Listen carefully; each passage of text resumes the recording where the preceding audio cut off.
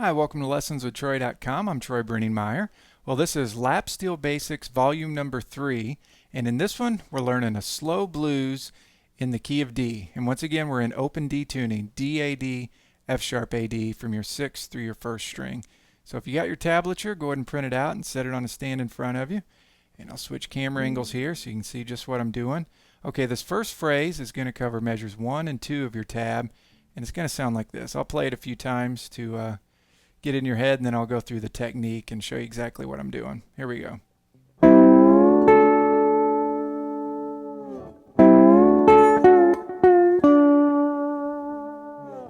Let me play that again.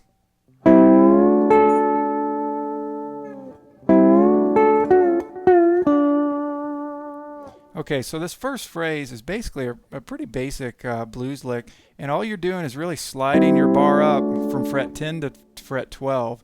But this is a good opportunity for you to really work on starting off with your bar straight on fret 10. So when you look down here, you should see that your bar is straight with the fret. Okay, and you can see that in the video there. And then when you slide that to fret 12, still keep that bar straight. Keep it straight through the whole slide there. Don't be,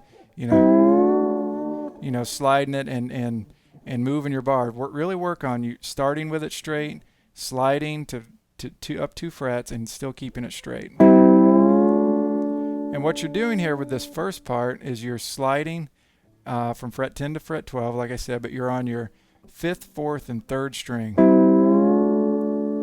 So that's just the first little slide there. And as you can tell with the right hand, I'm grabbing that with my thumb, index, and middle finger. And then you're going to pluck your 2nd string there on your 12th fret. Okay, so once you can get that to where you start with it in tune with your bar straight and you end with it in tune with your bar straight, then you just want to put a little vibrato to bring it to life. And once again, the way that I'm doing my vibrato is I'm trying to keep my bar perfectly straight, and I'm just moving my bar back and forth with the space in between my middle finger and ring finger on my left hand there. Some people do that. Other people, pedal steel players, like to sometimes roll the bar like that,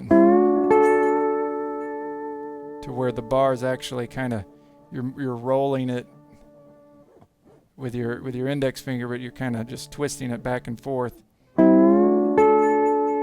I don't really do that style of vibrato. I try to work with that little space in between my middle and ring finger, but try to come up with a vibrato that works for you. The idea is to not do a real fast vibrato, to do it, especially in a slow blues like this, you want to keep it pretty mellow. So not a real drastic slide back and forth, and not a real fast vibrato.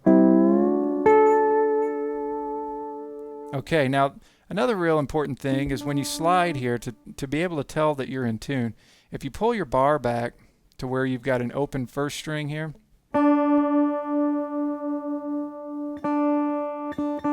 you can use your 12th fret on your 4th string and your open 1st string. Those should be the same sound to tell if you're in tune when you slide up to your 12th fret. So if you work with this real slow, you can really start developing some good habits of playing in tune, keeping your bar straight, working on good, peaceful vibrato.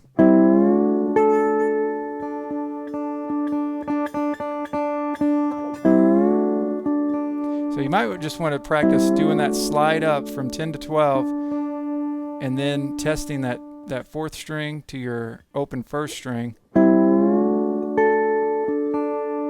to make sure you're sliding it up enough. It looks like I'm sliding a little bit flat. There we go.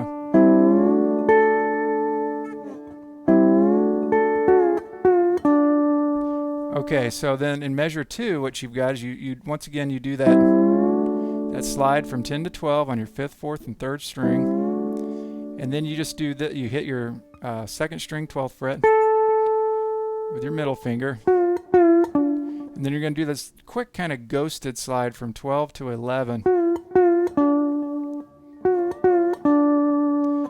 And that's just a quick from 12 to 11 on your third string. Now you kind of hear the delay. Let me turn that delay off so you can kind of hear, and I'll turn the reverb down just a little bit so you can kind of hear exactly what I'm doing. Maybe a little bit more reverb on there. I like to have a little bit of reverb. Sounds nice, especially for playing the blues like this.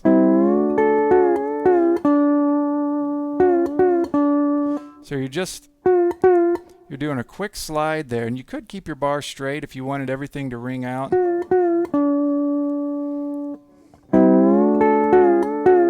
See how everything's ringing out if you keep your bar straight?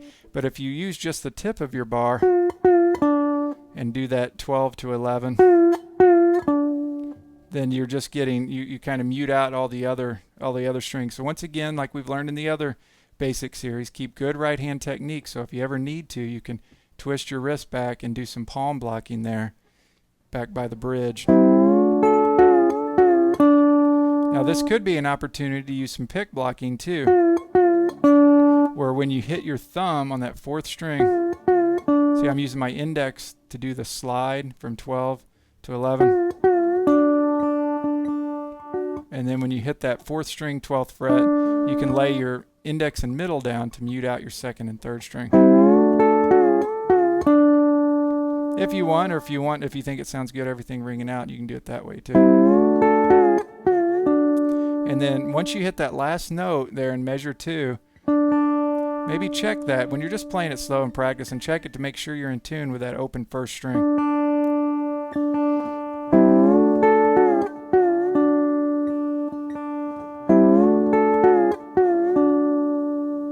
Okay, so let's put measures 1 and 2 together. 1, 2, 3, 4, and 3,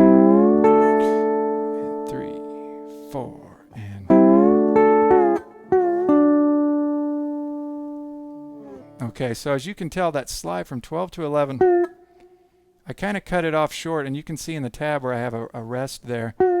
So you can do that one of two ways. When you slide it down to 11, you can just roll your bar back, and that'll mute that note out. Just barely raise it off the string, and your ring finger back here on your left hand will mute that note out.